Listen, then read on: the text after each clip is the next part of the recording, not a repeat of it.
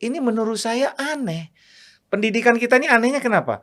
Kita nggak bisa membedakan school administration dengan teachers. Ya kan? Kalau di Amerika, you mau ngambil school administration, maka karirmu itu bisa jadi pengawas, bisa jadi kepala sekolah.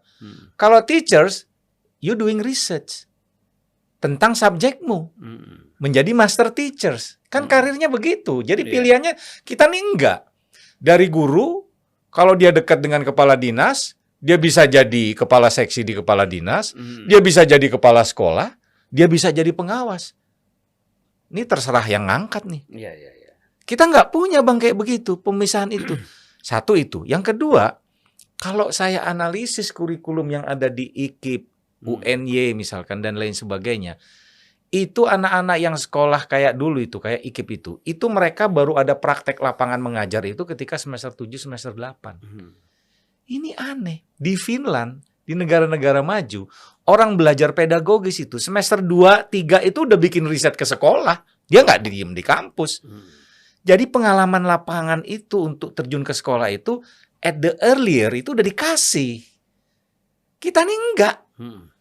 Jadi semua diajarin teori. Nah, simpelnya itu kurikulum kependidikan kita itu 70% teori, 30% praktek.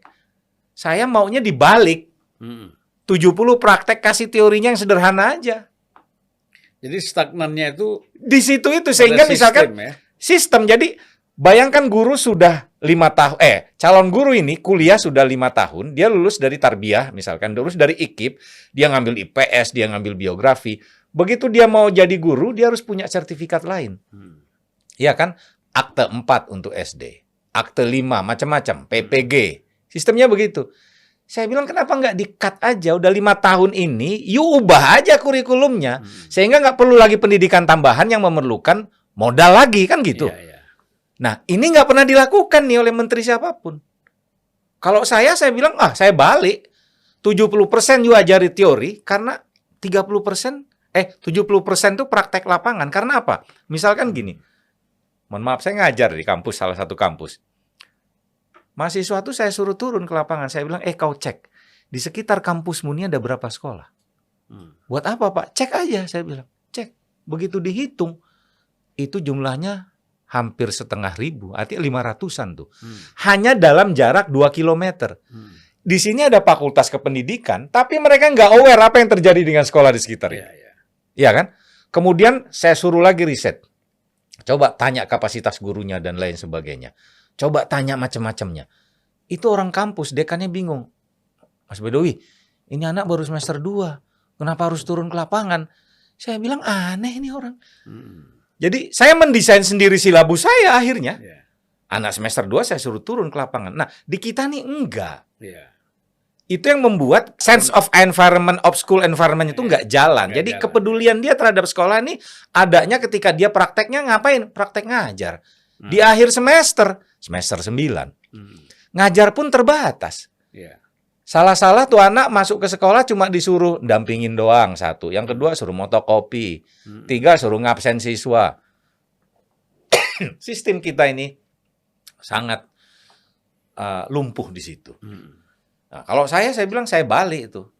70% praktek lapangan karena apa? Jumlah kampus ini kan sedikit, Bang. Jumlah SMA lebih banyak. Harusnya kan ini dijadikan media belajar antar kelembagaan kan? Gitu. Jadi ada koneksi nih sebagai quality assurance kampus. Kalau di Finland itu yang menjaga mutu dari setiap sekolah itu kampus, Bang. Kita nggak gitu. Gitu loh. Makanya saya bilang, coba kita baca di RUU Sikdiknas. Nggak ada itu uraian yang saya katakan itu. Tidak terkatakan di pasal apa itu. Ini kan sulit, ya. Padahal dia tidak menyelesaikan aspek fundamentalnya. Ya kalau kita mau shortcut, udah selesaikan dulu. Guru yang sekarang udahlah angkat-angkat aja. Jadi dengan sistem gini istilahnya bahwa semakin sulit kita melihat bahwa sebagai perguruan tinggi pendidikan kita ini melahirkan atau sekolah ini menjadi agent of change ini kan sulit. Semakin sulit ya. Sulit sekali. Karena nggak ada kreativitas, nggak ada imajinasi, nggak ada keberanian terutama untuk melawan ini kan sistem pendidikan kita ini coba lihat deh aspek kurikuler. Saya sih pengen ngebongkar tuh kurikulum yang ada di perguruan Iya, tinggi iya. yang khusus untuk pendidikan itu.